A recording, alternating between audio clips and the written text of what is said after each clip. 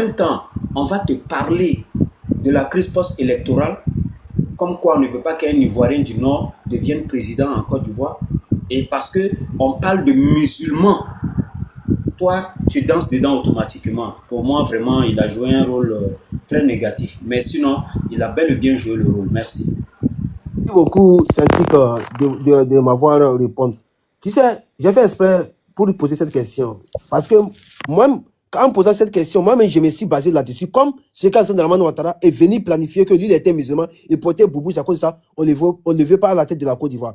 C'est sur ce base-là qu'ils sont passés. Mais tu vois, Kadhafi, il a fait beaucoup de sales boulot, choses en Afrique. Mais on veut ou pas, ce monsieur, il a aidé beaucoup de pays. Parce que, après tout, il s'est rattrapé de ses erreurs, de ces jaïlis qu'il a mis au sein des Africains.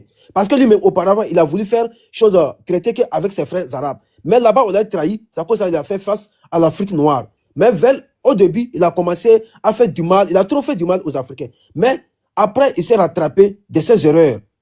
Comme tu viens de le dire, il devrait être prêt auprès de Gbagbo, voir l'idéologie de Gbagbo. Parce que même si tu es, moi je suis musulman, mais les idées, les idéologies de Laurent Gbagbo, même si tu es mauvais comment, tu vas adhérer à l'idéologie de Laurent Gbagbo. Parce que Laurent Gbagbo, il est venu pour libérer les Africains. Parce que, je sais pas, ce monsieur, il a une lumière en lui qui dégage.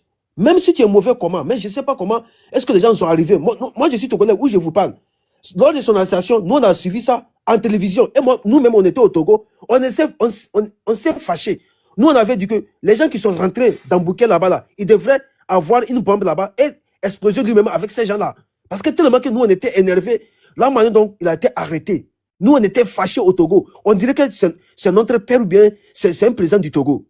À l'époque, lors de son arrestation. Ça nous a trop dérangé. Tu vois, j'ai fait exprès pour poser cette question.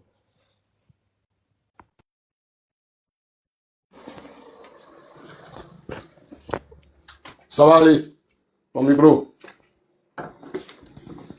Oui, bonsoir les frères. En tout cas, vraiment, ça fait mal.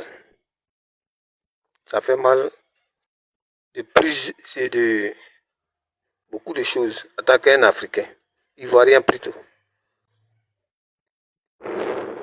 Vous savez, Kadhafi, là, attaquer un musulman, les gens l'ont gamé.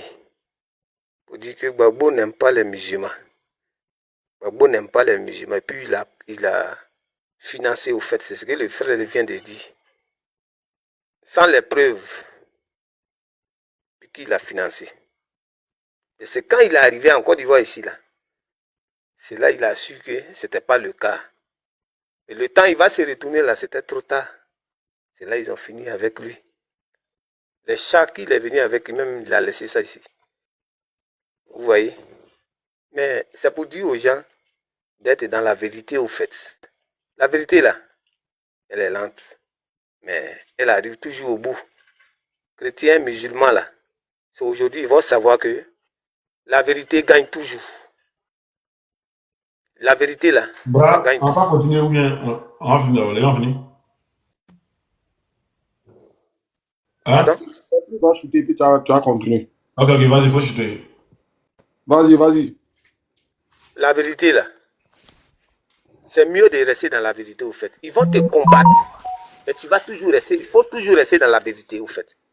En tant que chrétien et musulman, je lance un appel pour dire que la vérité est mieux. Laurent Gbagbo là, c'est Gédéon au fait. Les gens ne savent pas qui est Gédéon. Gédéon dans la Bible là, il a dit à Dieu qu'il va en guerre.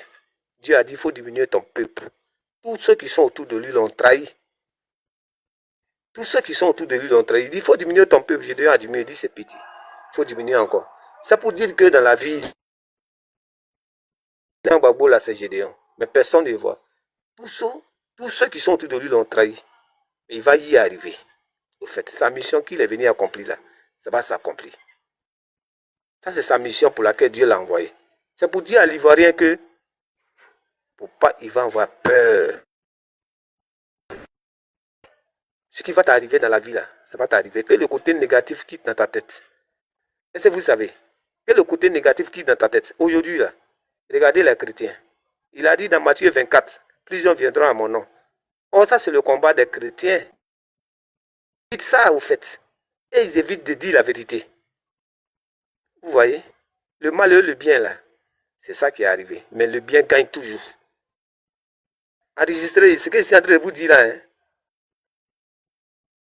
C'est ça. Dieu fait ça pour dire à d'autres personnes qu'il est le plus fort des forts. Voilà. C'est Gédéon qui est là. Tout le monde le trahit. Tout le monde fait ce qu'il veut sur lui. Mais ils vont taper toujours poteau. Durant Gbagbo. Celui qui va arranger tambourier là. Nous sommes à la fin de cette. Nous sommes dans l'Apocalypse. Fin de l'Apocalypse au fait. Parce que les gens, ils enseignent la loi. Oh, actuellement, là, tous les pasteurs enseignent la loi. Et il n'y a pas un pasteur qui va se lever. Tout là, ce qui est dans la Bible, là, tous ceux qui sont dans la Bible, là, ils ont combattu pour ça. Mais tu sais pourquoi Dieu fait ça? C'est pour dire aux gens qu'il est le roi des rois. À part lui, là, il n'y a personne. À part lui, là, il n'y a personne. Dieu fait ça pour dire aux gens que lui est le roi. On va aller, donc, tous ceux qui sont avec l'esprit de... Ok. Tous ceux qui sont avec l'esprit de Laurent Gbagbo, là, c'est leur mission qu'ils sont venus accomplir. C'est leur mission qu'ils ont venus accomplir qui est là, hein. Enlever la peur en vous. Que l'Ivoirien enlève la peur en lui. Ce qui est là, ça va se faire. En fait, c'est pour dire que les gens que vous arrangez demain, là, qu'est-ce que demain, aujourd'hui, là, ils sont au pouvoir, là. Voilà votre récompense qui est là. Ils vont savoir que la vérité est mieux que le mensonge. C'est là que vous allez écouter, ça veut dire regarder bien comment il faut aller à l'église ou bien ne pas aller à l'église. C'est là qu'ils vont voir aujourd'hui. Comment la vérité gagne.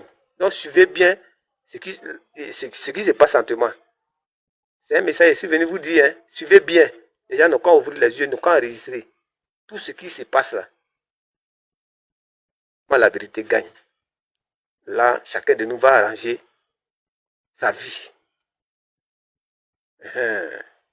Mais si tu dois partir dans ça, tu dois partir dans ça. Que de la peur là. Merci, ça va aller. Merci beaucoup. On va continuer la vidéo.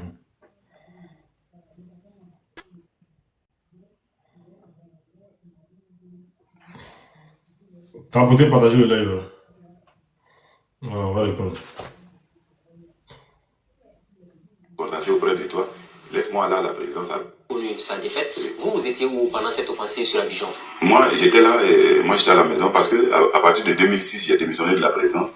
Parce que quand, moi, après les accords de Marcoussi, il a voulu que je sois à la primature avec lui. Quand il a été nommé Premier ministre, ce qu'il a refusé, il dit non, on ne peut pas tous se condamner auprès de toi. Laisse-moi là la présence avec une ou deux personnes. Je serai ton oreille là-bas et ta bouche. Vous étiez donc un espion? Oui, je peux l'affirmer.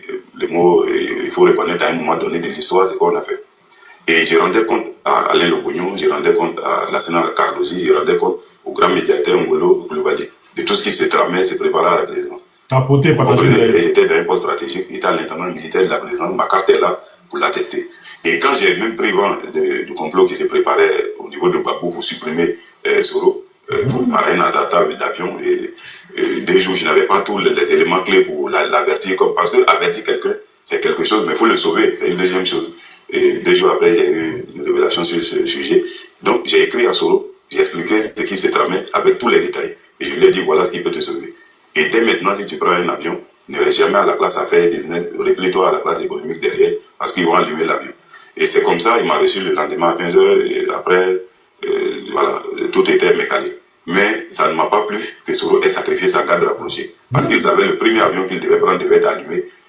Il devait au moins une fois en vol, on ne peut pas communiquer, il devait arracher tous les téléphones de sa garde pour voir, avant le décollage, qui a appelé qui, et puis bon, les mettre aux arrêts dès que l'avion a été allumé. Mais Soro s'est replié dans la classe économique avec Alain Lobognon sous son directeur de protocole, et avec 4 ou 5 gardes du corps, il a sacrifié le reste de sa garde rapprochée. C'est moi qui l'ai sauvé à l'attentat d'avion, il n'y a pas 2 personnes. Est-ce qu'il vous a reconnu cela? Non, Soro m'a reçu, il dit, bon, vraiment, Kader, merci beaucoup, mais grâce à toi, sinon on allait me tuer. Et là, il vous a donné de l'argent, peut-être, pour ça? Non, pour ça, après, par Cardozi, il m'a remis 2 millions, pour dire que, comme je viens à pied au travail, de m'acheter une voiture, parce que je n'ai rien volé dans la rébellion. Ça, c'est un pas important. Je préfère mourir pauvre que vraiment de... Pour vous, c'était un combat noble qu'il fallait mener pour sauver Oui, quand je le dis, regarde la rébellion au temps d'Ibrahim Koulibaly. On a juré sur le Coran ici d'Aouaga avant d'aller en Côte d'Ivoire. Et si un soldat s'amuse à voler quelque chose d'un civil, on te met au couteau, on te fusille. Donc la règle numéro 1, c'est de ne pas voler.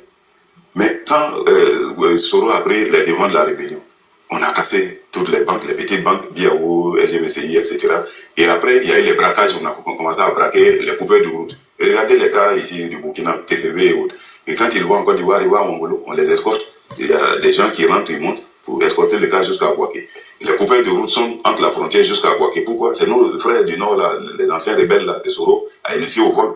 Et voilà, quand aujourd'hui, ils ont fini hier, quand ils ont fini de braquer les petites banques, ils se sont pris à la BCAO. Ils ont cassé. Il y a certains qui ont eu 100 millions, d'autres 400 millions, les chefs de guerre, d'autres ont eu des milliards, 15 milliards, 10 milliards et autres. Ils se sont enrichis, ils sont là et on n'en parle pas. Donc, mais moi, ce n'était pas l'objectif. Le jour qu'on venait, on arrivait de la Libye, quand il a reçu les 2 milliards pour commander, il m'a demandé, mais tu as besoin de combien? Je lui ai dit, j'ai besoin de rien. Et je ne prendrai pas un centime de cet argent.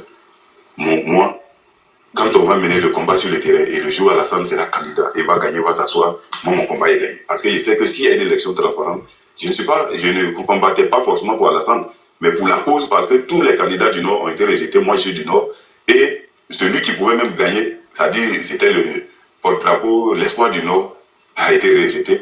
Donc c'est comme si chez nous, en ces pays, c'est on dit quand tu portes un sac et qu'on tape le sac, il ne faut pas dire que c'est le sac qu'ils ont tapé, c'est toi. Donc, je me suis senti concerné dès qu'on a rejeté la candidature d'Abdou.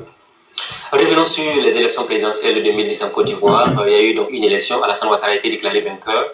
Laurent Gbagbo n'a pas reconnu sa défaite. Il y a eu donc cette guerre ouverte qui a fait 3000 morts en Côte d'Ivoire jusqu'à la chute de Laurent Gbagbo. Est-ce que vous savez les péripéties dans lesquelles Laurent Gbagbo a été renversé? Est-ce que la France a beaucoup contribué? Est-ce que les rebelles ivoiriens pouvaient véritablement renverser Laurent Gbagbo?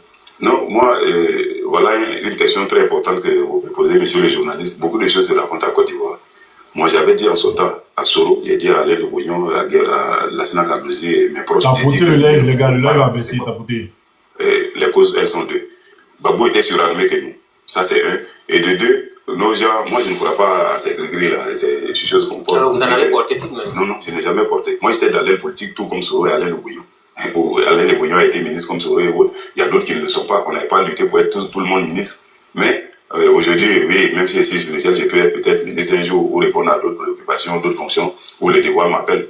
Il y a des trucs de l'intégration, des chefferies religieuses et tout, et autres là, je peux faire quand même pas mal de choses. Mais c'est pas forcément à cette place que je dois servir.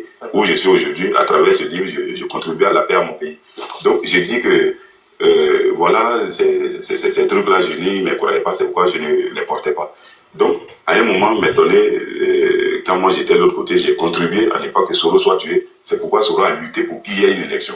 Et puis là, ne pensez pas que Soro, en organisant cette élection, voulait qu'Alassane gagne, ou bien pensait qu'Alassane allait gagner. Soro pensait dans sa tête que c'est Gbagbo qui allait les gagner. Puisque Gbagbo a fait 3 sondages qui lui ont dit qu'il va gagner au premier tour.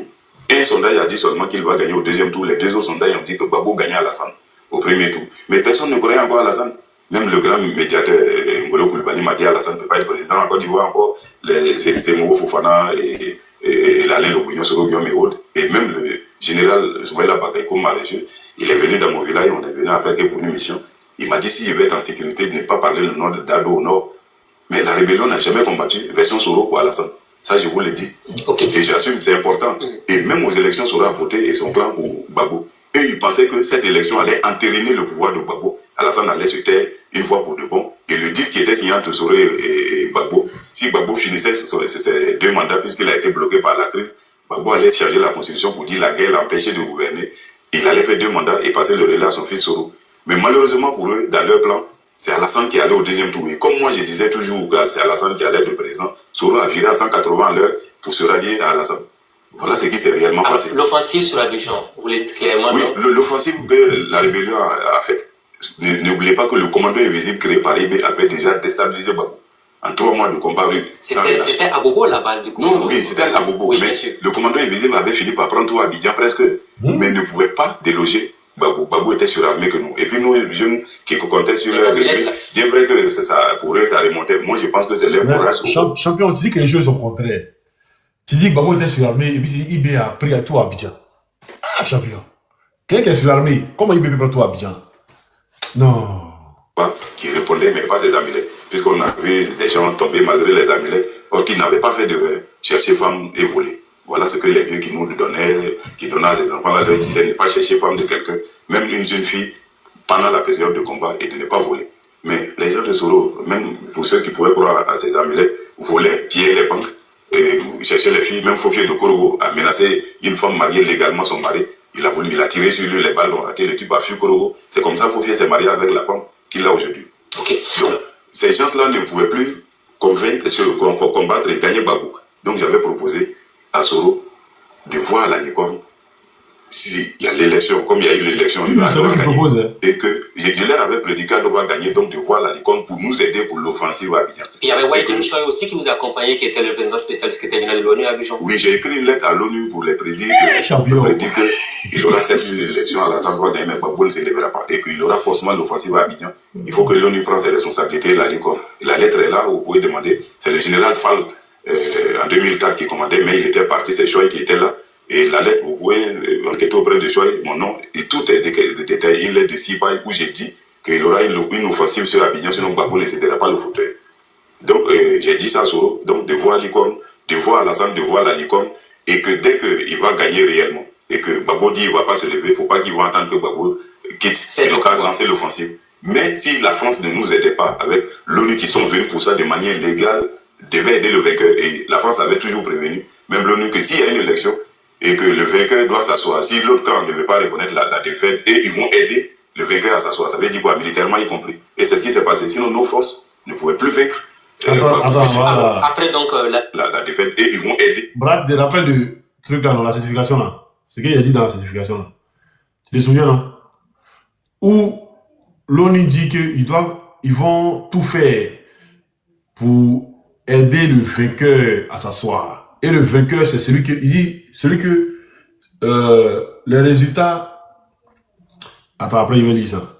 De manière légale, devait aider le vainqueur. Et la France avait toujours prévenu, même l'ONU, que s'il y a une élection et que le vainqueur doit s'asseoir, si l'autre camp ne veut pas reconnaître la défaite, et ils vont aider le vainqueur à s'asseoir. Ça veut dire quoi? Militairement y compris. Et c'est ce qui s'est passé. Sinon, nos forces ne pouvaient plus vaincre. Alors, après donc l'arrivée d'Alassane Ouattara au pouvoir, vous avez tout de même été récompensé puisque vous avez travaillé à la présidence de Côte d'Ivoire. Non, moi j'ai travaillé avant l'arrivée d'Alassane. Moi j'ai commencé à la présidence en 2006. J'ai été engagé. Jusqu'à quand Alassane est venu en 2011, et là j'ai démissionné, monsieur. Parce que simplement Ibrahim Ouattara voulait que je parte lui demander pardon pour une faute que j'ai pas commise. Parce que quelle est la faute?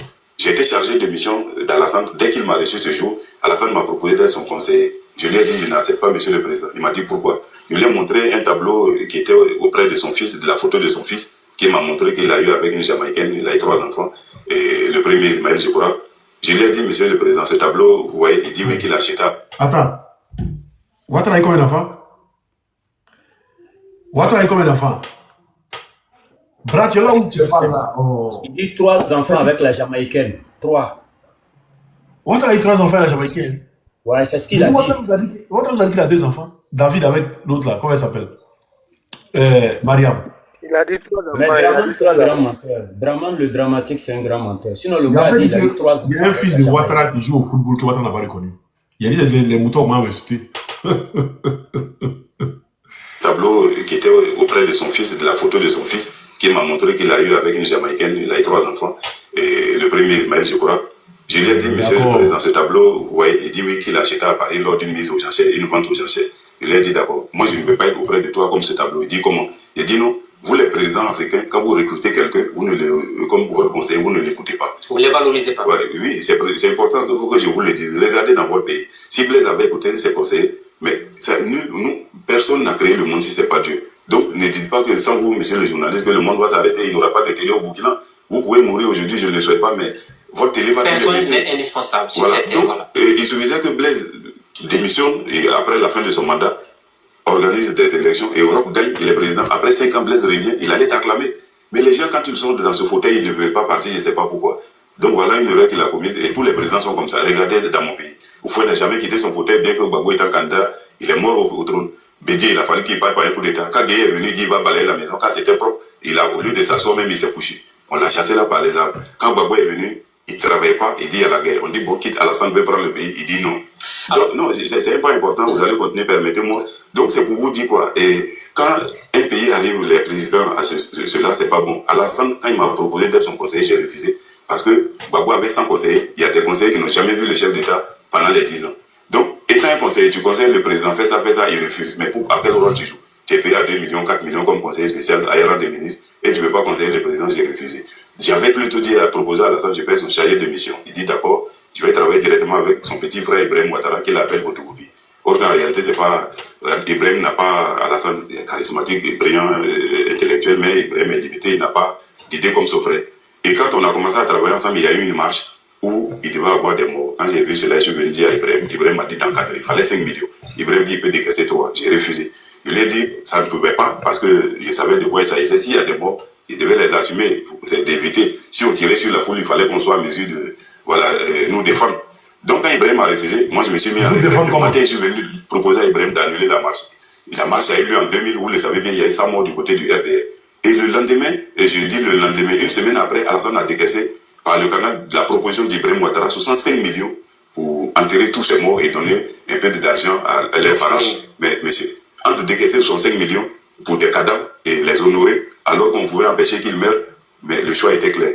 Alors, je suis venu proposer ma démission à Ibrahim Ouattara pour dire à partir d'aujourd'hui, je ne suis plus le chargé de mission de tout frère, je te quitte. C'est important. Et quand je suis sorti, je n'ai pas claqué la porte, je savais qu'un jour nous nous reverrons. Et quand le frère d'Ibrahim a été président en 2010, Ibrahim, moi j'étais déjà là présent comme le chargé, comment dire, des moyens logistiques, le responsable des moyens logistiques. C'est-à-dire, je devais mon camp Gbagbo reçoit quelqu'un, il fait la mise en place, et encore, s'il y avait des choses à faire, le voyage, le tapis rouge, tout, je m'occupais. Et en tout cas, il y avait les moyens généraux, comme on appelait. Mais on devait me nommer maintenant comme le responsable, le directeur, avec grand de choses, le directeur, c'est-à-dire marché de service, tout. Mais Ibrahim Ouattara, pour me nommer, veut que moi je vienne lui demander pardon à genoux. Parce que moi je l'ai manqué de respect, le simple fait de dire que les morts sont sur sa conscience, c'est lui qui les a tués, que j'ai l'ai insulté. Donc au lieu de demander ce pardon, j'ai préféré rendre ma démission. J'ai écrit ma lettre de démission et là je pourrais vous la présenter. Okay. C'est comme ça que j'ai quitté le pouvoir d'Alassane Ouattara à cause de son petit frère Ibrahim. Et puis depuis je suis à la maison. Voilà, vous gérez vos petites activités économiques qui vous permettent de subvenir donc à vos besoins. Je n'ai pas travaillé avec Alassane étant président. D'accord. Alors dites-nous, nous sommes pratiquement en fin d'émission. Vous avez fait un témoignage assez édifiant donc, sur la crise en Côte d'Ivoire. Quelle appréciation faites-vous aujourd'hui de cette guerre de succession ouverte avant 2020? Oui, d'abord, je vais vous surprendre. Moi, je pense que ça n'engage que moi seul. Alassane peut être candidat parce que la Constitution le lui permet. Et les gens, quand on vote une Constitution, il faut l'assumer. Mais il a fait 2 mandats, c'est suffisant, il doit partir. Non, mais je vous dis, au Burkina, pourquoi vous n'avez pas voté la Constitution? Vous êtes allé brûler l'Assemblée. C'est parce que vous ne voulez pas de cette Constitution. Vous êtes d'accord avec moi? Et on connaît la suite. Mais en Côte d'Ivoire, la Constitution a été votée. Donc, on doit l'assumer. Parce que la Constitution est claire. Quand la Constitution, on la votait, c'est à partir de ce moment qu'on vote une loi, le lendemain, la loi rentre en vigueur. Mais cette Constitution-là dit que tu peux être candidat une fois renouvelable ton mandat, c'est fini, d'accord. Mais la Constitution n'a pas précisé que le président en cours, là, le mandat en cours est compté, jamais. Donc, il n'y a pas de la question de la rétroactivité de la loi. Non. Donc, ça permet à Alassane d'être candidat. Donc, Alassane qui finit, c'est considéré qu'il a son premier mandat en 2020, Alassane sera candidat. Et si Dieu le permet qu'il a la santé, il peut être candidat et puis il sera élu. Maintenant, s'il est élu, c'est à partir de 2025 qu'Alassane ne sera pas candidat. J'ai tenu à préciser cela parce que... Il a fait quoi?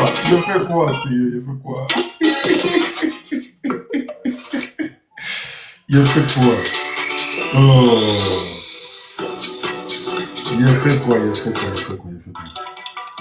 Les gens luttent pour 2020, or que c'est eux-mêmes. Il peut être candidat et puis il sera élu. Maintenant, s'il est élu, c'est à partir de 2025 qu'Alassane ne sera pas candidat.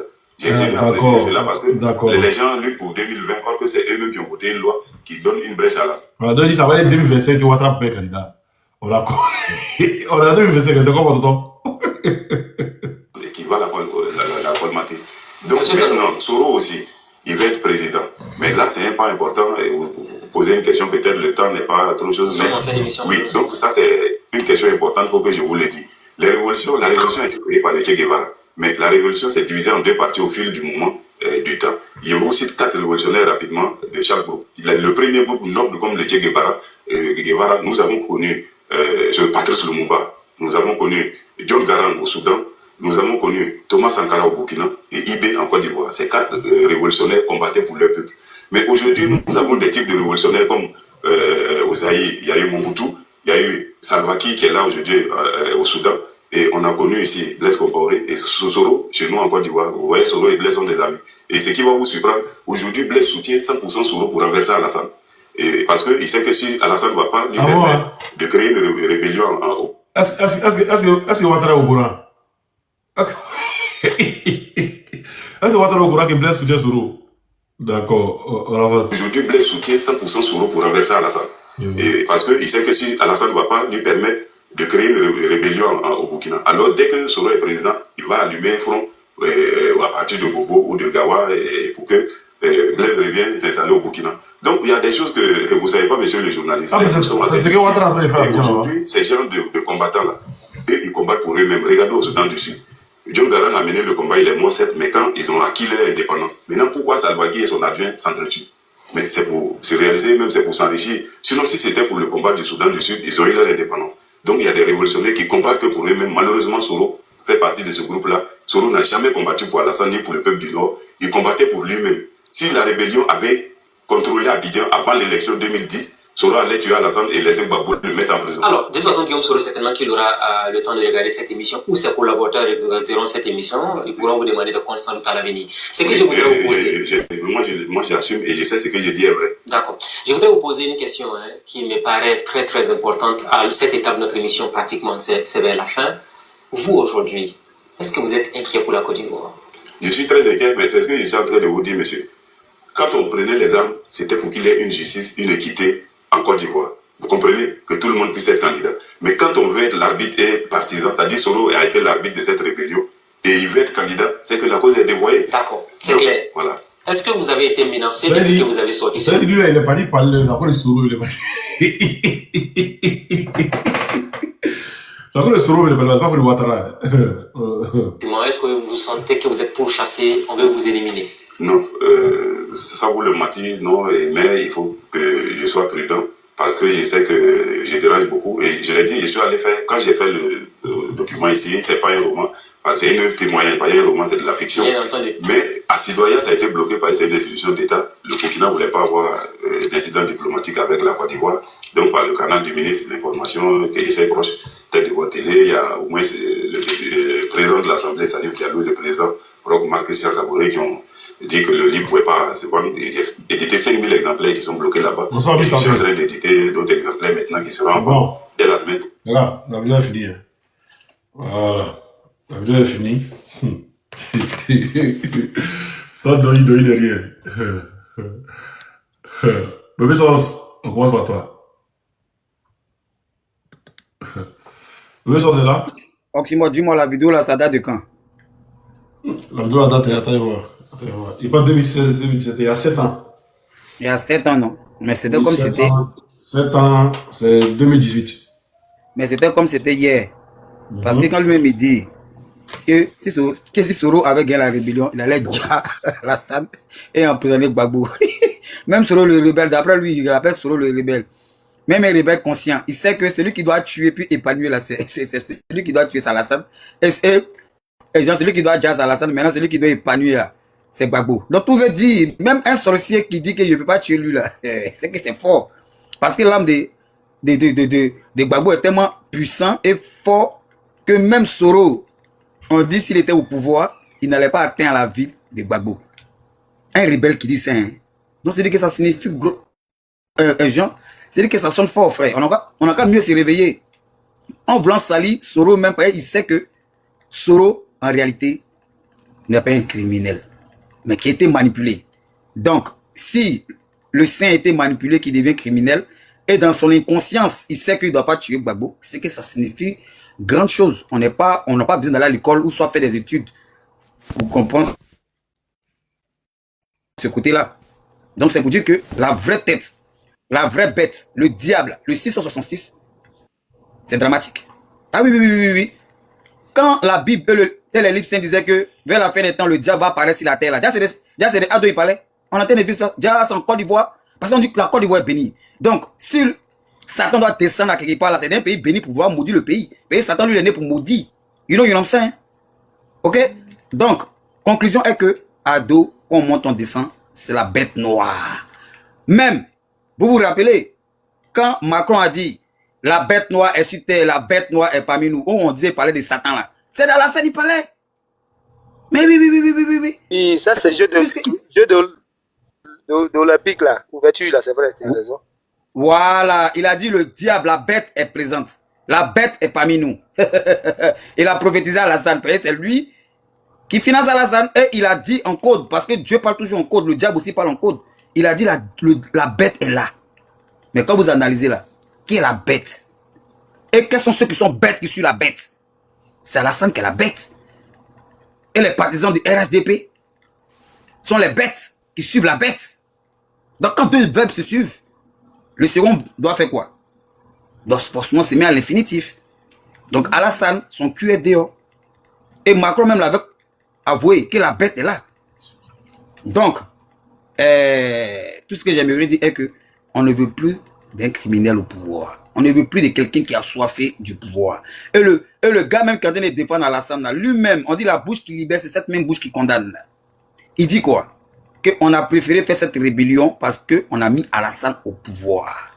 Donc, Alassane fuit ses responsabilités. Il dit qu'il n'a connu aucun rebelle là. Il ne fait pas partie de la rébellion. Mais pourtant, ceux qui sont à la base de la rébellion disent qu'ils l'ont fait pour Alassane.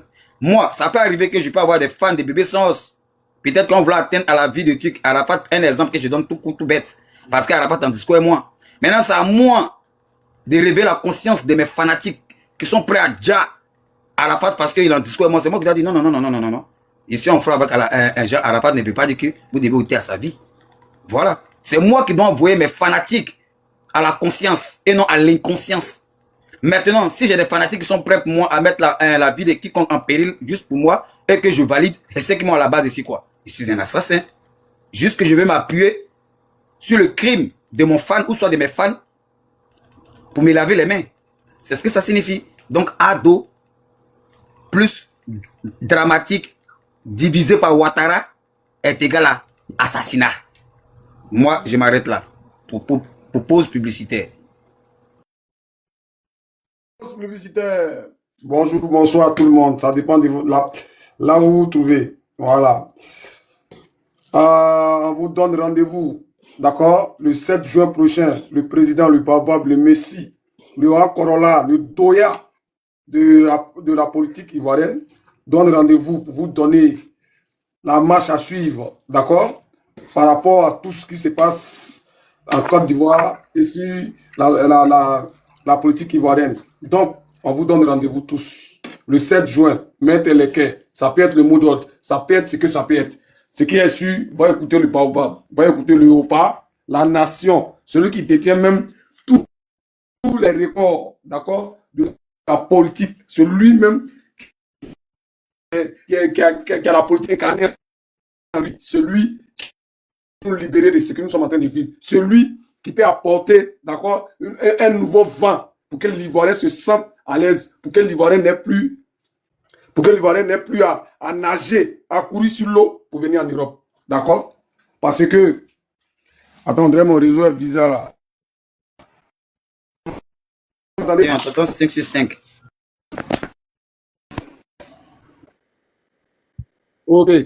Vous savez, pendant la crise, d'accord, malgré la Côte d'Ivoire était coupée en deux, les gens ne prenaient pas l'eau pour venir. Comment ça se fait que Ouattara, que Draman, que le Dramanistan, le vampire, comment se fait-il que, avec l'émergence, avec les ponts qui rentrent dans nos salons, sortis dans nos douches, comment se fait-il que, sous sa gouvernance, nos frères sont remplis sous la Méditerranée? Comment ça se fait? Comment ça se fait qu'avec l'émergence de Draman, sans guerre, sans rien, comment se fait-il que notre pays actuellement est à l'aise et tout le monde se retrouve en train de courir sur l'eau? Aujourd'hui, Draman a transformé les Ivoiriens en Jésus. Tout le monde marche sur l'eau pour venir en Europe. C'est Draman qui a fait ce miracle. C'est Draman, il a transformé tous les Ivoiriens en Jésus. Tout le monde court sur l'eau pour venir maintenant en Europe. Dans un pays où on se dit émergent.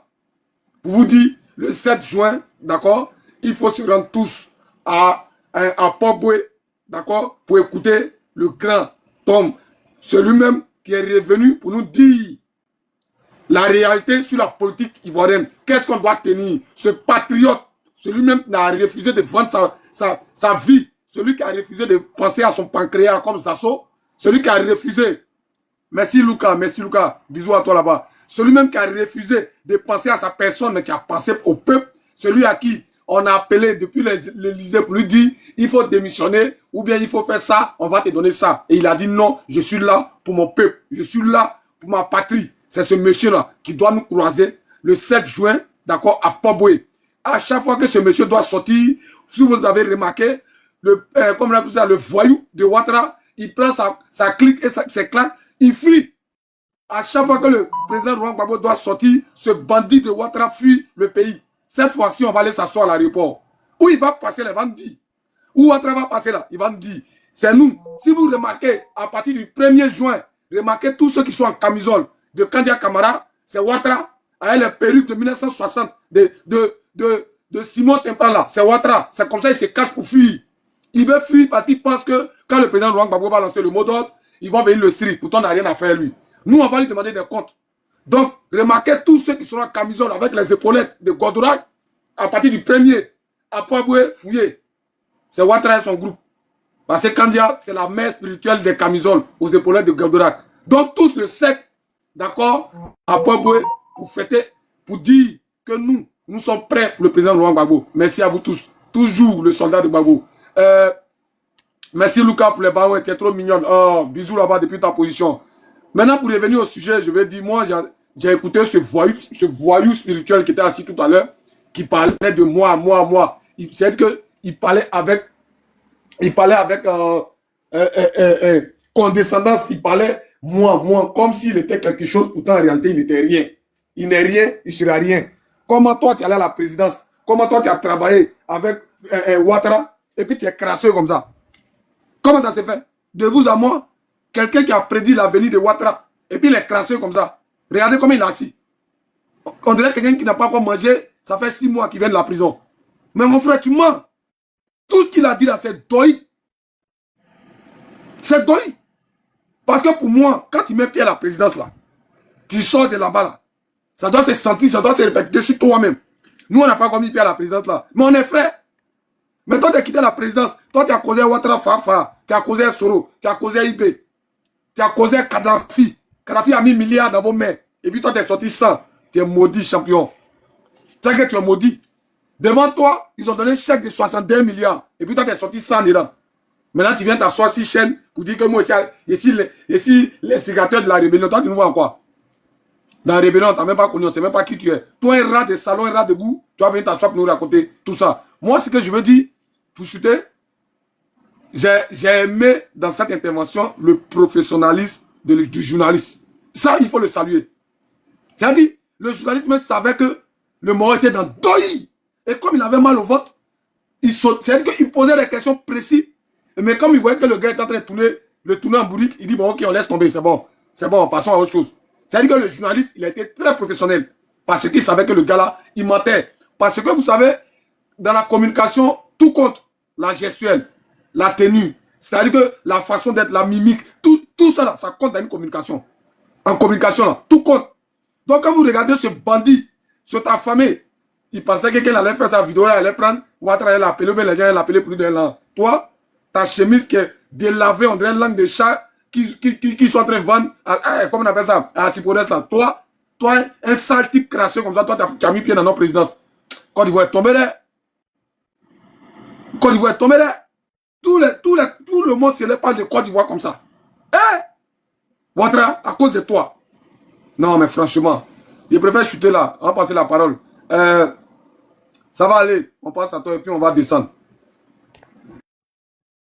En tout cas, mon frère, tu as dit tout. C'est la vérité, tu viens de dire là. Je ne sais pas quoi dire au fait. Il faudrait que les Ivoiriens comprennent, que les chrétiens comprennent. Comment on dit Satan là? Satan, il ne peut pas descendre devant toi. Lui que tu combats là, voilà. Le voilà, c'est lui qui est au pouvoir actuellement. Hein? C'est lui qui est au pouvoir. Tu vois, bébé sans os a parlé tout à l'heure pour dire que moi-même j'ai suivi ça. Hein. Quand Emmanuel Macron parlait de la bête là, c'est ça qu'il a même, ça est dans l'Apocalypse. C'est ce que je vous dis toujours. Vous partez à l'église, mais vous ne méditez pas la Bible. Dans Jésus, Dieu a dit quoi? Médite la Bible jour et nuit, c'est de là que tu auras ta réussite. Vous ne savez même pas à quel temps nous sommes. Il est l'heure de la bête. Emmanuel Macron a dit ça. C'est ça qui est là. Hein? Tu es étonné pourquoi? Tu es étonné là, c'est pourquoi? Quelqu'un a avoué ça. Mais c'est pour dire aux gens qu'aujourd'hui, là, il faudrait que on fait le combat. Il faudrait que les Français comprennent que voilà pourquoi on est en train de les boycotter en Afrique. Parce que c'est eux qui ont envoyé tout ça là. C'est eux qui ont installé Draman. En train de faire tout. Et les étrangers se mettent de la politique ivoirienne là. C'est ça qui est là, là. Et quand on leur parle, est-ce que ce qu'ils sont en train de faire, on peut faire ça en Guinée, au Mali, ou bien au Burkina, on peut faire ça? Tu vas te mener de la politique ivoirienne. Ivoiriens, réveillons-nous. Réveillons-nous, hein. Regardez ce qui se passe. L'Ivoirien même n'arrive même pas à manger. L'Ivoirien n'arrive pas même à payer. On lui maison des étrangers. Vous trouvez ça bon? Vous trouvez ça comme... Et puis, tellement qu'eux-mêmes, là, ils aiment beaucoup négliger les choses. Voilà ce qui arrive. Tu vas à l'église, là, qu'est-ce qu'on t'enseigne même? Qu'est-ce qu'on t'enseigne? La foi. La foi est très importante. Hein? La foi est très importante. Tu ne médites pas, tu écoutes lui qui est en face de toi. Lui qui est en face de toi, là, qui il est? Il te parle et puis tu crois en ça. Il te dit, tout ce qu'il te fait là, tout ce qu'il te dit là plutôt, c'est de te mettre en parole avec tes propres parents. Pour dire que c'est ton père qui veut te tuer, c'est au lieu d'enseigner la foi, voilà ce qu'il t'enseigne. Aujourd'hui, là, ça c'est la foi qui existe pour voir comment ton Dieu va agir. C'est aujourd'hui, là, vous allez voir comment Dieu il est fort. Comment il est fort 1000 fois. C'est lui qui a créé la terre et le ciel. Hein? Qu'est-ce qui se passe? Il y a quoi? Il faut avoir la foi. Quand on te dit de sortir, il faut sortir. C'est pour ton bien. C'est pas à cause de Laurent Gbagbo. Lui, là, Laurent Gbagbo, là, il est venu pour sa mission. C'est ce qu'il a traité d'accomplir. Il t'a ouvert les yeux. Donc quand on te dit de sortir, là, nous ne sommes pas obligés de te dire. Toi, tu veux souffrir toujours, aller gérer les maquis des gens, lier maison des étrangers, et puis tu es dedans, ça te met à l'aise, quoi. C'est ça qui te plaît. Toi, tu ne veux pas devenir riche. Si toi-même, ta terre, là, on te poursuit et puis tu dépasses ta maison. Toi, tu trouves ça bon? Tu trouves ça bon? Tous les hommes de Dieu ont combattu pour leur richesse. Donc, ce qu'on est en train de parler là, c'est pour toi. C'est pour toi. Vous négligez beaucoup de choses. Il est l'heure d'être dans la vérité. C'est mieux de suivre la vérité. Ces gens-là, ils ne sont pas venus pour nous. Hein? L'homme, on a ouvert les yeux. On a tout fait pour eux. On les a pris comme nos propres frères. Aujourd'hui, là, voilà la récompense qui est là. Voilà la récompense. Tu aimes l'étranger que ton propre frère. Voilà ça. Qu'est-ce que tu dis? Vous savez, Dieu, là, il fait des choses pour t'ouvrir les yeux, pour te dire que l'homme que tu as arrangé, que ton frère, là, que tu aimes que ton frère, là, aujourd'hui, il est au pouvoir, là. Comment il va te traiter? C'est ça qui est là, là. Il te traite comment? Il te traite comment? Mon étranger, voilà ça. Vous aimez négliger beaucoup de choses. Ouvrons les yeux. Là où nous sommes là, nous ne faisons pas le combat de Gbagbo. Hein. L'homme qui dit qu'on fait ça pour Gbagbo, là, c'est zéro. Gbagbo a déjà ouvert nos yeux. Et Gbagbo ne peut jamais donner le mot d'ordre. C'est à nous de le faire. C'est à nous de le faire. Même dans la Bible, même là, les hommes de Dieu dans la Bible. Là. Et c'est pas si vous méditez la Bible, quoi. Vous suivez les pasteurs, là. Les gens ont des secrets. Dans le noir, comment il faut attaquer, comment il faut faire, comment il faut faire. Vous attendez. Gbagbo ne peut jamais donner un mot d'ordre. Ça, il faudrait que vous le chassez, quoi. Il ne peut jamais donner un mot d'ordre. Mais s'il le fait, c'est pas bon. C'est à nous de se réveiller. Toi, tu vis normal dans ton propre pays, tu lis une maison des étrangers et tu es dedans, tu trouves ça normal, tu t'en gères. Ça veut dire que je ne sais pas comment l'Ivoirien même il est né, au fait. Le côté négatif, là, n'avez ça dans vos têtes. Il faut voir la foi, un homme là, il y a une fois, il y a quoi? Un homme là, il passe une fois, n'ayez pas peur. La mission pour laquelle Dieu t'a créé, tu vois au Simon là, ça c'est sa mission, il a été accompli. Tous ceux qui sont sur le partenaire là, ça c'est notre mission, on est venu accomplir sur cette terre là. Il y a quoi? Hein? On vous parle, vous ne comprenez pas. On vous parle, vous ne comprenez pas. C'est qu'on ne peut pas faire dans leur pays là, c'est ce qu'ils viennent faire chez nous. Comment ils vont se lever, aller faire ce qu'on ne peut pas faire en Guinée, parler de la politique des Guinéens. Est-ce que ça là, ça peut se faire? Ou bien des Maliens? Parce que tous ceux qui sont au pouvoir là, il y a eu des Burkinabés rejetés qui ne reconnaissent même pas d'où ils viennent. Et puis il y a eu des Guinéens, des Maliens, de toutes sortes d'ethnies qui sont là, qui ont la peau noire mais ils sont blancs dans leur corps. Parce que les Français là les guident. Ouvrons les yeux, il y a quoi? Ça va aller, 1 minute pour chuter. Et ok, il n'y a pas de souci, frère. Vous voyez? Donc ouvrons les yeux. Ouvrons les yeux. Enlevons la peur en nous. Enlevons la peur en nous, ça fait pitié. Quand on met sur ton propre, si ta propre terre, hein, tu n'as rien. Tu trouves ça normal. Tes enfants, ils vont devenir quoi? Ils vont devenir... Regardez comment les gens, là, ils nous traitent. Ils nous traitent comment?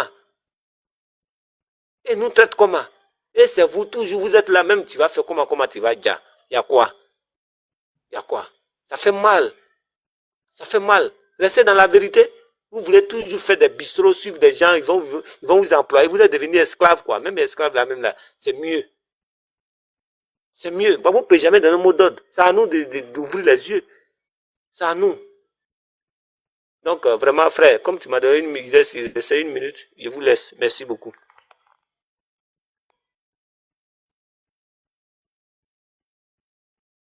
Franck Stéphane. Tu es là?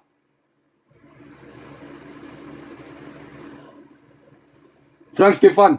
On ne dit pas en classe, hein? Mais ton micro est ouvert. Comment ça se fait que tu ne parles pas? Tu as les écouteurs ouverts? Bon. Comme tu ne parles pas là. Ouvre ton micro.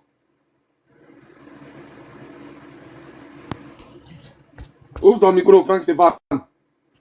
Jacob, vas-y. Bonsoir, Ouais, vas-y. militantes à tous. Bon, avant de parler de cet affabulateur-là, je vais faire une pause publicité de 1 minute. Donc, le 31 mai, il y a le ministre Awado Melo qui sera à Genève pour une conférence. Et le même 31 aussi, il y a le vice-président exécutif qui sera à Bordeaux. Donc, j'invite tout le monde, toute la représentation de France à s'y rendre, ainsi que les militants Jacob. et la représentation de Suisse à venir massivement. Maintenant, Jacob, tu m'entends? oui, j'entends. Jacques Clot, Okay. c'est Jacques Clot. Oui. Jacques Clot. Bon, ouvre le gosier, pardon. Les enfants de Gbagbo là, nous, on faut sur la gauche. Déploie la gauche. Quand c'est pour voir bien là, tu déjà non. Déjà ta gauche. Et puis parle aux enfants de Gbagbo, hein. Tu es en train de faire une pause publicitaire et puis tu parles comme ça, on dirait que tu es en train de nous draguer. Faut pas faire ça. On n'est pas moins soucoulé, hein. Faut parler comme un homme. Voilà. Bon. Je disais que le 31 mai, on aura la présence du ministre Awado Melo, le vice-président chargé du panafricanisme et des alliances BRICS en Afrique. Il sera à Genève pour une conférence. Donc la représentation suisse invite tous les militants et sympathisants du PPACI à participer à cette conférence. Ainsi qu'à Bordeaux, il y aura la conférence du vice-président exécutif, du ministre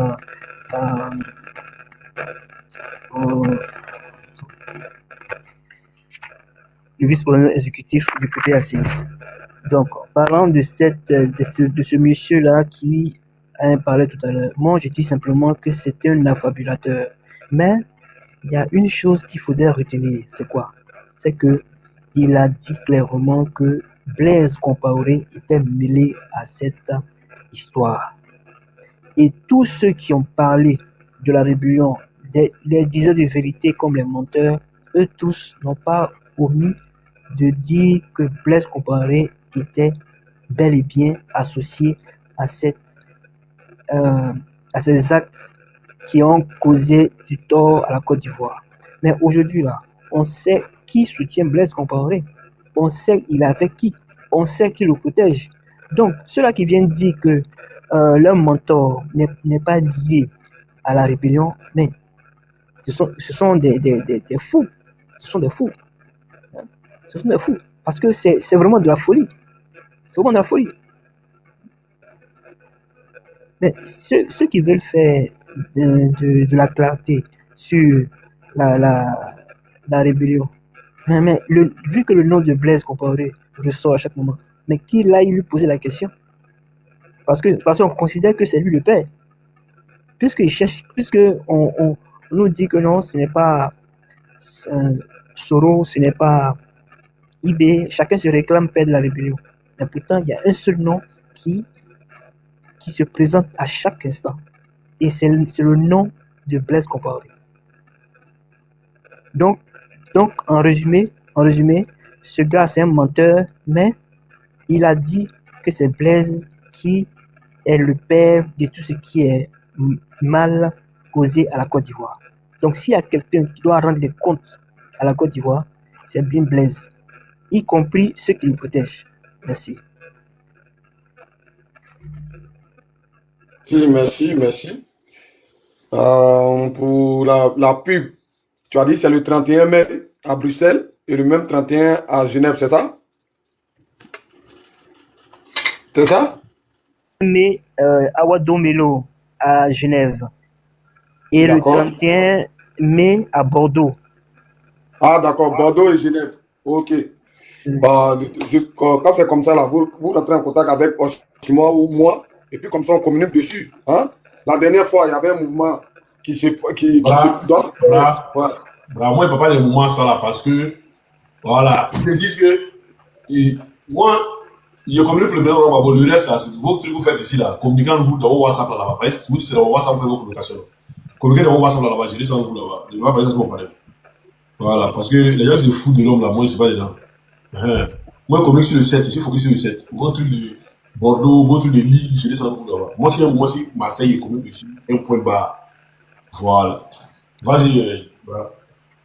Ouais, donc je disais, on a compris, mais moi je suis d'accord avec ce que Osimo dit. Hein, parce qu'arrivé un moment, voilà, on ne dirait pas qu'on fait le même bada. Bon, bref, on va sauter ça. On va passer la parole à Celtic. Comment tu vas, mon frère? Vas-y.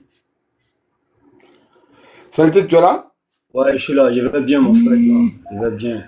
Bonsoir, Oxymore, mon frère, et puis bonsoir à tous les panélistes. Comment tu vas, mon frère? Ouais. Déjà, il faut dire que Dorman le dramatique est le démon vivant sur terre qui est venu ensanglanter la Côte d'Ivoire et endeuiller toute l'Afrique de l'Ouest.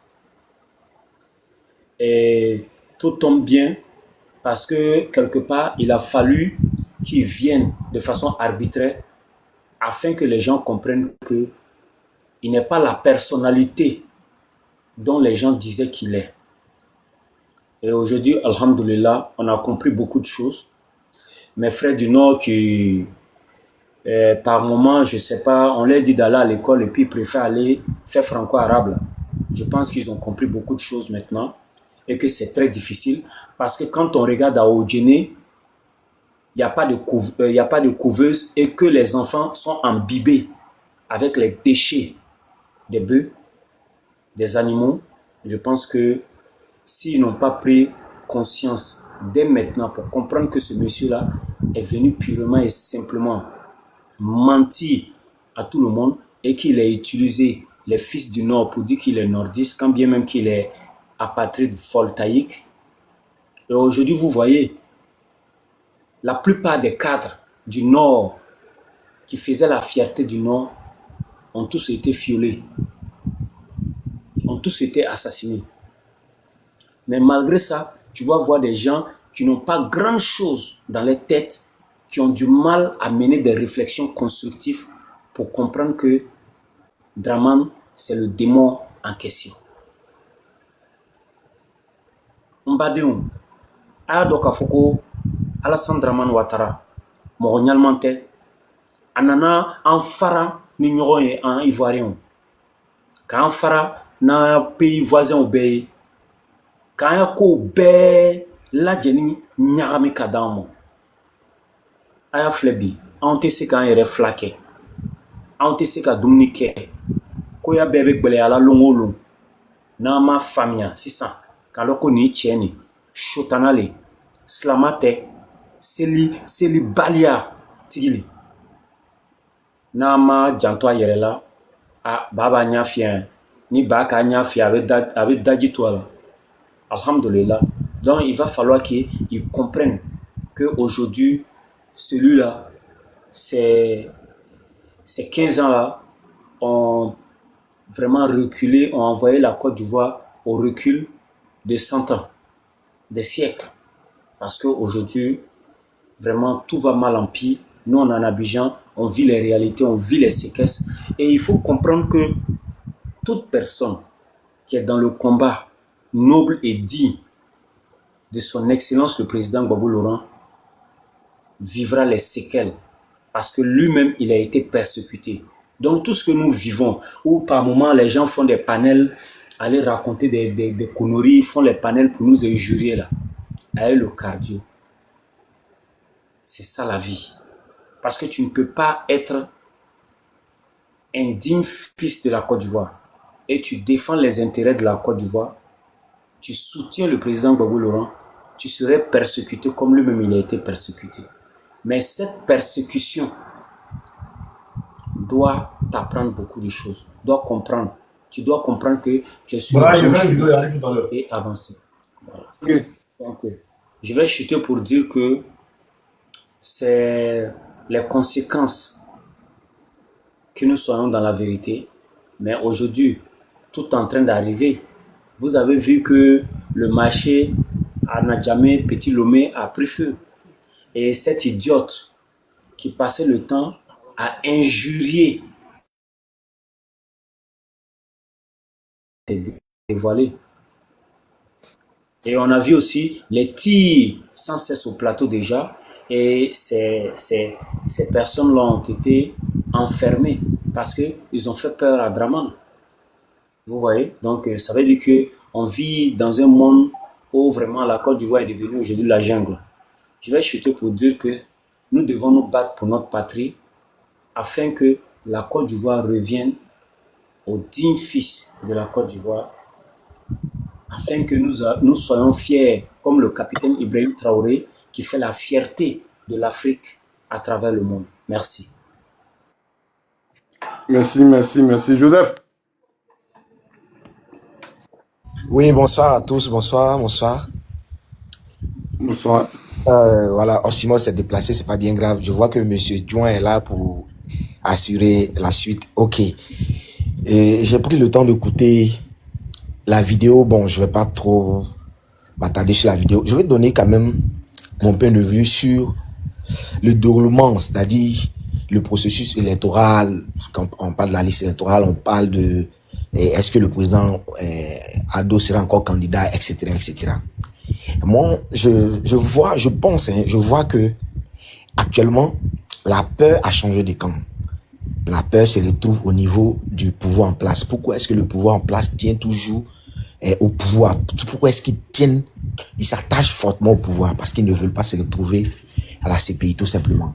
Regardez, tout dernièrement, l'ancien ministre, le premier ministre, l'ex-premier ministre, M. Patrick Achi, a été nommé deuxième vice-président du congrès du RHDP. Ça veut tout dire. Peut-être que ce sont des signes annonciateurs. Il nous fait comprendre que peut-être il passera la main. L'objectif, comme je le disais tout à l'heure, c'est de se maintenir au pouvoir. Mais si, pendant le congrès, il désigne M. Patrick Achi comme les candidats et que il force pour aller aux élections, on dira que ce n'est pas Ado qui est là, mais c'est Patrick Achi. Il faut que tous les autres aillent compétir avec lui. Et peut-être que si, je souhaite pas, mon souhait est que le président Laurent Gbagbo soit réinscrit sur la liste électorale et que tous, ils arrivent à compétir. Voilà, mais je poursuis. Adore, tu gênes les gens. Quand tu lances ta demande là, il faut surveiller. Tu gênes les gens, ils sont dans l'élan, tu viens les couper et ton bruit de voiture là. Regarde moi ce voyou là. Qu'est-ce que je vais te dire?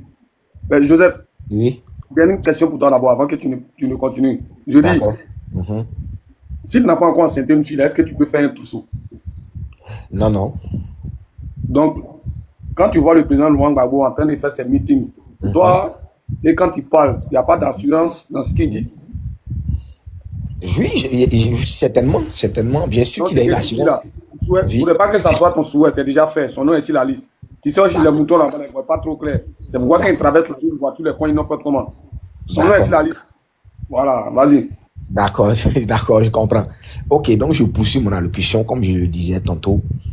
L'objectif, c'est de se maintenir au pouvoir comme il aurait souhaité. Ils veulent faire 20, 30, 40, 50 ans, comme ils le disent tout le temps. Donc, si M. Patrick Achi passe et qu'il gagne les élections, cela dit que c'est toujours le RHDP qui est là, n'est-ce pas? M. Patrick Achi n'aura pas le cran de pouvoir amener, comment dirait le président Ado à la CPI. C'est impossible. Qui dit Patrick Achi dit président Ado. Donc, il faut maintenir toujours le jeu politique pour qu'il puisse échapper à cela. Donc, comment faire de sorte à ce que les souhaits ne se réalisent pas? Maintenant, je vais rejoindre ce que vous venez de dire tout à l'heure, M. Djouan. C'est de se mobiliser. Nous, la jeunesse, c'est de se réveiller et comprendre que notre destin est entre nos mains aujourd'hui. C'est de comprendre que c'est de se lever, de communiquer, de dénoncer, de parler, de ne pas subir ces mêmes injustices-là depuis combien d'années. Aujourd'hui, on voit quelques jeunes qui se lèvent, qui parlent un peu, grâce à vous, grâce à Osimo, un peu partout. Nous sommes encore de voir. Moi, j'ai dit à ma chérie, tantôt quand je veux faire des vidéos, elle me dit, oh bébé, pardon. J'ai dit, si je vais en prison parce que j'ai dénoncé certaines injustices, ça sera pour une bonne cause. J'irai pour une bonne cause. Mais quand je m'y tais, c'est que je veux aussi subir les mêmes sorts que les autres. Donc, je vais dire quoi par là? Pour dire que si nous les jeunes, on ne se lève pas, on ne dénonce pas, on ne prend pas notre destin. Mais comme le disait tout à l'heure, il y a un gars qui est descendu là, comme il le disait, nous allons toujours subir les mêmes choses. Voilà un peu mon point de vue que je voulais donner. Maintenant, quant au sujet et la vidéo qui avait circulé tout à l'heure, je ne maîtrise pas la date à laquelle la vidéo a été faite. Je n'ai pas bien compris. Tu connais la date où Richard, comment il s'appelle, Kaboré était au pouvoir là? Oui. Voilà, c'est la même année là. Disons 2007, 2008, un truc comme ça. 2017. Non, Kaboré, c'est en 2016, 2017, non? Voilà. Kaboré qui a remplacé, chose, comment on appelle ça? Ce voyou qui est couché chez nous là-bas. Blaise Compaoré. Oui, je vois. Je vois. Donc, c'est un peu ça. Voici mon point de vue. Et donc, bonne soirée à tous. Et puis voilà, bon live à vous. C'est un peu ça. Merci beaucoup. Merci. Alger, tu es là? Oui. Bonsoir tout le monde. Bonsoir les grands frères. Ça mieux. Ok, merci beaucoup. Ça fait très longtemps que je vous suis. Aujourd'hui, Dieu merci, vous m'avez fait monter. Je ne voulais pas trop parler sur la vidéo là, parce que le gars là même c'est un menteur. Voilà. Et ce que je voulais dire, c'est ce que la dame a attrapé là, et les 3000 morts là, c'est ça même qui nous intéresse, c'est ça même qui est important. Et le nom du président Laurent Gbagbo sur la liste. C'est le nom là même qui on doit aller surtout sur ce nom là. C'est le nom de nos présidents. Elle doit être sur la liste et c'est déjà sur la liste. C'est le nom qui nous intéresse. Sinon les rebelles, les quoi, tout cela, on connaît déjà cette vérité, on connaît déjà la vérité. Quand on veut parler des rebelles là, c'est les Blaise Compaoré, les Maquis, les Ablewa, tout cela, ils étaient à la base de tout ça là. Voilà pourquoi le président Laurent Gbagbo a dit, quand le feu brûle chez ton voisin, ne te moque pas de lui. Aujourd'hui là, c'est à l'aide tout. On ne souhaite pas que ça continue, mais aujourd'hui c'est à l'aide tout. Ce que j'aimerais dire, le président Laurent Gbagbo est sur la liste. Eux-mêmes savent ça déjà. Voilà pourquoi il dit que non, le président Laurent Gbagbo n'a pas fait comme Sénégal. Parce que lui qui était là, à la dernière minute, il a changé de décision, il a mis son petit. Mais nous, on n'a pas de plan B. Nous, nos candidats, c'est Laurent Gbagbo. On n'a pas deux candidats. Son nom est déjà sur la liste. Le 7, il ira à Port-Boué. Voilà, il ira à Port-Boué, nous tous. Mais nos seuls candidats, on n'a pas deux candidats. Je vous remercie encore, je vous remercie beaucoup. Nous, tous les jeunes, actuellement, on est déterminés pour aller voter. Le nom de notre président serait sur la liste, c'est déjà sur la liste. On a la foi, on croit déjà. On croit que nos présidents, il est là. Que Dieu lui donne la santé encore, mon président. Que Dieu te donne la vie, la santé. Vous n'avez pas remarqué que tous ceux qui ont combattu le président Laurent Gbagbo, beaucoup sont morts là. Quand vous regardez la vidéo du golf, tous ceux qui étaient autour de lui, beaucoup sont morts. Mais Dieu l'a protégé. C'est comme ça, tous ces ennemis ne vont rien arriver. C'est lui qui a les enterrés. Je vous remercie encore. Ok, merci. Akoun, tu tombes depuis là. Akoun, toi aussi, on te fait monter. Tu tombes, on dirait Calisson qui n'a plus gain. Qu'est-ce qu'il y a? Ouvre ton micro. Akoun, tu es là? Bonsoir, Vas-y. honorable parrain. Bonsoir, c'est temps-ci là, quand je monte là, je tombe, je comprends même pas. Bon, Faut payer ceinture, faut payer ceinture. D'accord, il a attaché ça. Par rapport au monsieur qui est monté là, moi franchement, quand Issouf est venu parler là, moi, j'ai cru à Issouf, mais ce monsieur là, je ne le crois pas. Mon instinct d'ivoirien ne le croit pas. Ça c'est un. Tout ce qu'il dit là, moi franchement, ça m'a pas convaincu. Ça c'est un. De deux, ça j'avais voulu dire devant, et quand Issouf était là, mais ça m'a fait mal. Quand Issouf venait là, je tombais, je n'arrivais pas à monter. Mais aujourd'hui, j'ai dit ça. Comment, depuis la nuit du temps, même si les Français vous ont manipulé, vous ont fait comprendre, on ne peut pas haïr un pays du début jusqu'à la fin, comme cela. Souvent, je suis assise, je me pose des questions. Je dis, attends, qu'est-ce qu'on a fait à ces mecs-là? Et puis, ils peuvent nous haïr jusqu'à ce point. Ça m'écoeure, ça me fait mal. Franchement, je ne sais pas d'où vient les haines. Pour être sincère. Qu'ils arrêtent. Avant, quand tu entendais Burkinabé, je ne sais pas hein, si c'est ce que leur papa leur a dit et puis ils ont changé comme ça. Avant, autant de nos papas. Moi, mon papa, c'est un planteur. Il avait près de 50 hectares à Soubri. Mais quand tu entends un Burkinabé qui vient chez mon papa, il est gentil, il est bien. Jusqu'à mon papa fait travail partagé avec les Burkinabés. Mais aujourd'hui, quand tu t'approches, avant ça s'est passé dans le coin où j'habite là. Ça s'est passé en chemin. Au départ, quand moi je suis venu, moi je sais qu'il était à Abidjan, je suis venu dans le coin là. C'est un peu campement village façon. Donc, quand je les voyais, moi je comprenais pas. Il y a plein de Burkinabés, Togolais ici. Quand ils te voient, ils font et puis ils crachent. Moi je comprends pas. Il dit mais c'est quoi ça là? Et quand le gars, chaque fois quand il doit te dépasser, même moi quand j'entendais ça, ça me donnait envie de rendre. Donc un jour, il y a un jeune qui m'a dit, tu sais quand quelqu'un te voit, il fait croc et puis il crache là, ça veut dire quoi? Ça veut dire tu es sale, il te crache là-dessus. Il dit d'accord, il n'y a pas de souci. Donc maintenant, moi je suis ivoirienne 100%, toi tu ne peux pas venir quitter là-bas, malgré que moi je suis venu en quelle année ici? Je suis venu en 2018. Oui, 2018. Malgré qu'ils sont nombreux ici. Non, arrivé cet état, il les a chargés.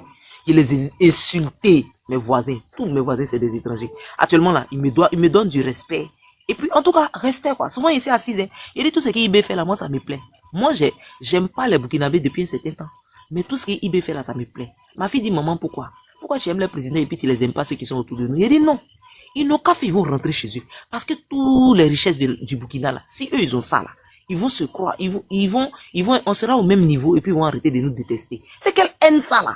Quelle est cette haine? Cette haine est quittée où? Quel que soit ce qu'ils vous ont dit. Moi, franchement, depuis la crise jusqu'à aujourd'hui, j'ai jamais haï un Burkinabé. Il fallait que j'arrive dans ce campement pour qu'ils puissent cracher sur moi, pour que moi aussi, je les ramène l'appareil. Et Dieu a fait grâce. IB est en train de travailler bien. Ils n'ont pas rentré chez eux. Ils vont nous laisser en paix. Cette guerre-là, on va la gagner coûte que coûte. Moi, j'ai la foi. Moi, j'avais des pressentiments quand j'étais encore jeune. Mais cette fois-ci, là, quand, au départ, les panels comme ça, là, personne n'organisait, hein, on dit quand même, Gbagbo avait raison qu'il organisait ça beaucoup. Quand je montais sur son panel, il dit, vieux père, cette année-là, moi, il sent qu'il n'aura rien. Mais moi, j'ai une seule préoccupation. Ma préoccupation est que, j'ai dit ça sur tous les panels.